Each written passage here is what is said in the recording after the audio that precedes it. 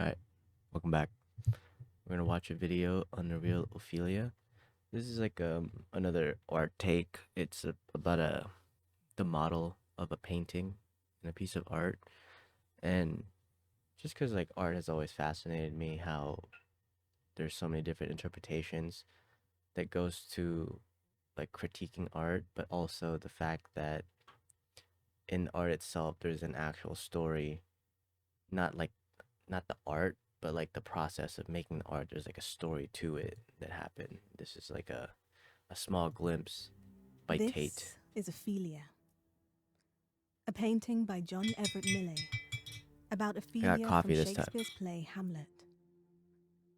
Distressed after Prince Hamlet has broken their engagement and killed her father. This looks like if you watch this movie called Melancholy, I think it's on Hulu or Amazon or something. But um the chick from Spider-Man, like the first Spider-Man with Tobey Maguire, um she has a scene like this where she's floating down the river, and that's pretty cool because I think it's like a modern take on Hamlet. Ophelia wanders the countryside looking for flowers and falls into a stream and drowns. Millais was just 22 and the most radical painter of his day. He had spent 5 summer months sitting by the Hogsmill River in Surrey, painting every leaf and ripple from nature. In the winter of 1852, in his studio, he painted in the central character. Millais' model, posed in a bath, is a young artist and poet called Elizabeth Siddal. What was Siddal thinking while she lay still for so many hours? Surely the two artists. This shit like blows my mind when people used to get painted for like family portraits or um being models like this, and even like in modern art class where they have to do like a figure drawing, and people are just like, fucking buffed out sitting there, and it's like they're doing this for hours, bro. And this lady was in a bathtub for hours. I don't think most people have the capacity, at least I don't have the capacity to sit still like that. talked. It's pretty cool. Millais' easel was positioned close by. He must have leaned in to study the change in Siddal's hair as it passed under the water, the gleams on the silver dress, each individual lash. As he painted, the candles keeping the water warm died out. Millais failed to notice, and Siddal remained still in the cooling water. When she became ill with cold, Millais was blamed. Yeah, if this happened back then, this lady probably died of pneumonia, bro. In the future, historians find parallels between the drowning Ophelia and Siddal's submission to the chilling bath. Siddal could not have known how entangled her own story would become with the painting. This is the story of the real Ophelia.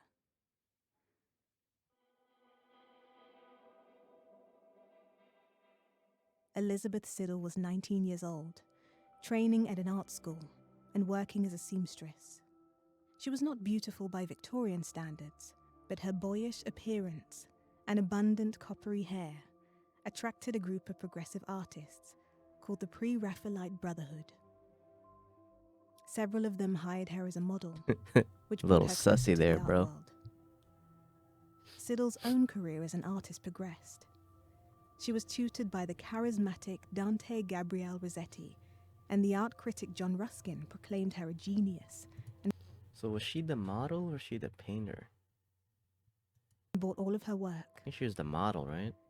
Women artists did not have the same access to models as men did, so she painted herself. Both?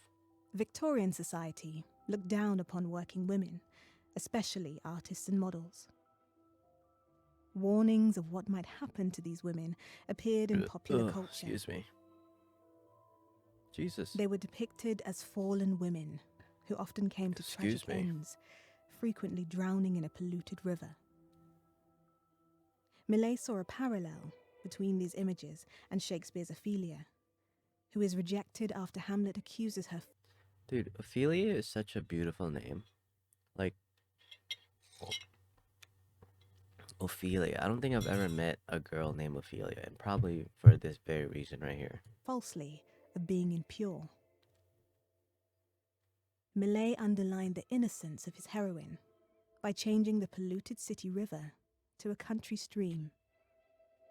Ophelia's gown, associated with her betrayed marriage, is at odds with the natural world around her.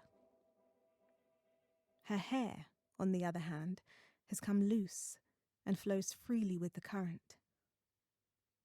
For Millais, nature represented truth and redemptive cycles of life and death. Siddal and Rossetti. I love it, like, when paintings get like old and like time kind of ticks away at it. Like it takes pretty like a pretty long time, like 100 years. But this happens to it, and it sucks that like someone that makes their own paintings now won't really be able to see their painting 100 years from now. And I know that sounds like nonsensical, but it's such a cool thing to see a painting wrought with like time, just to see what time has done to the painting. That's something that you as the artist can never like truly do. Like what the Mona Lisa looked like when it was first painted looks nothing what looks how it looks now if you like see it. Like we won't know, right? There's no way that we could ever know what it actually truly looked like when it was freshly painted by the artist. And then now we're all seeing this like time-eaten painting. It's like something that Siddal people and don't Rossetti really married 8 years feel like later. don't think about as much, but it's such a The cool delay may like have been her choice. part. It meant surrendering her independence. It would be another 20 years before the law allowed wives to keep their own earnings. And like all Victorian women, marriage faced Siddal with the dangers of pregnancy and birth before modern medicine. A miscarriage affected her physical and mental health, and not long after, at only 32, she died from an overdose of the opiate laudanum. Afterwards, Little druggy, taking a little bit of drugs. a bereft Rossetti painted Siddal at the moment of death. He remembers her as his muse, the object of desire. In the decades that followed, the public's imagination entwined Ophelia and Siddal. History typed them both as victims of love, mentally fragile, and their deaths were assumed to be suicide. And while Siddal's death became legendary, her poems, drawings, and watercolors, her courage, were forgotten. The painting came to represent the feminine myth that she and Millais had challenged. And Ophelia has inspired countless other images of fateful women adrift.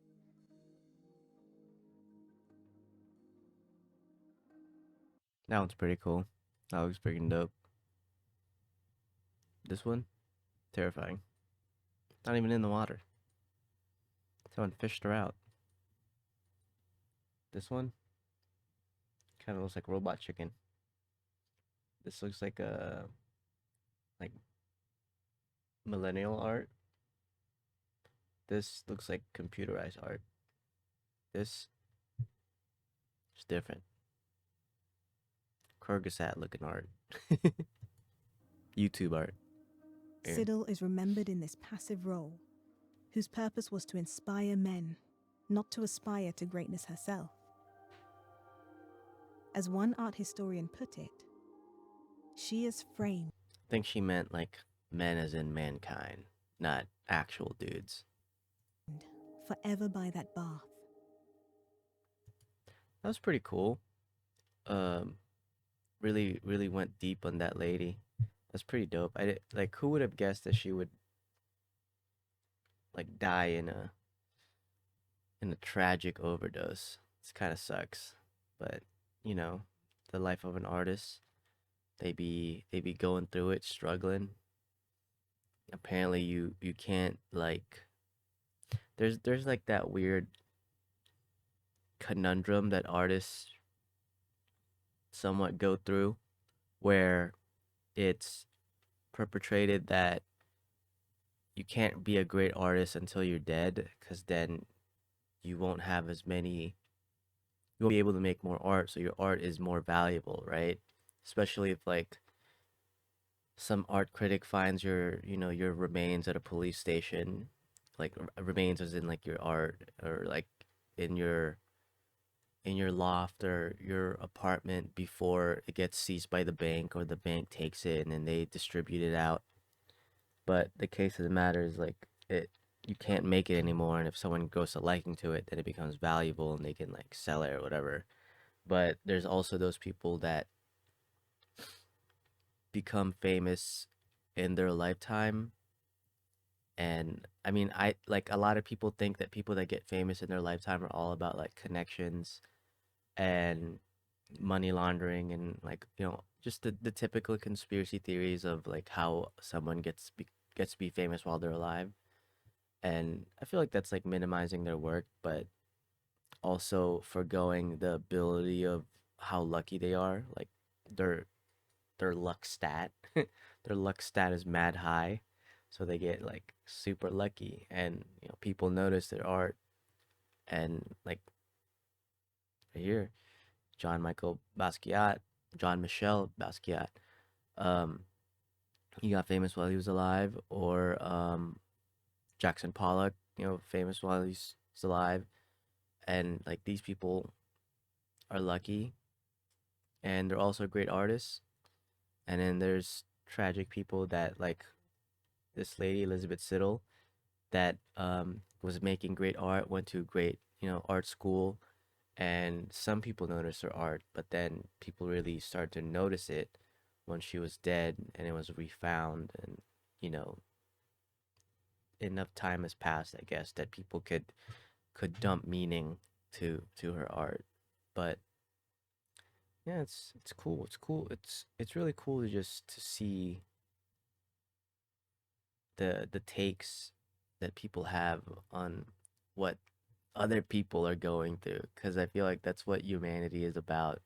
It's about like it's a lot of wondering and asking, like, and gaining empathy, and like, and I think that's one of the things that art does is like it gives you empathy, and it makes you think about like, why did they paint this? What were they going through when they painted this? What were they thinking about? How did they think about this? And why is this the final product that they decided to put down? Sometimes the answer is because they like it, or because that's all the time that they had on it, but also other deeper meanings that you could extrapolate from it. Yeah, that was a good one. Good video.